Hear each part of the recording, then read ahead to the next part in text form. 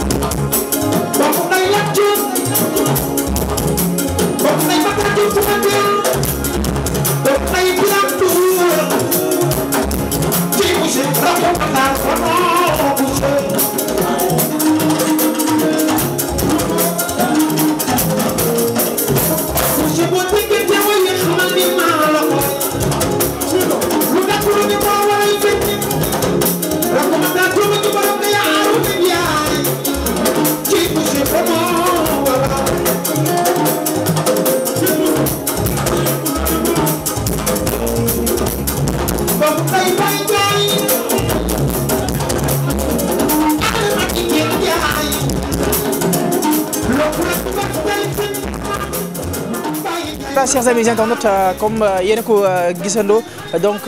ñu nekkoon fi li nga xamante ne bii moom moo di Five fii nga xamante ne bii moom moo di Aji Konos bi actuellement nag comme ni koy ngeen ko gisee Sidi Diop moo nekkoon foofu le doon def li nga xamante ne bii moom moo di ay répétition ngir waajal li nga xamante ne bii moom mooy yoonu Zénith mbokk yi comme ni ngeen ko gisee ak ni ngeen ko déggee sunu grand Traoré waxee ko noonu mu di le 29 incha allah bii ñëw la ko war a def foofee nga xamante ne moo di Zénith muy soirée bu mag a mag mbokk yi macha allah kon nag incha allah bu ñuy def rek dañuy daal di coupé daal di leen bàyyi ngeen découvrir lu ni mel mbokk yi jërë ngeen jëf.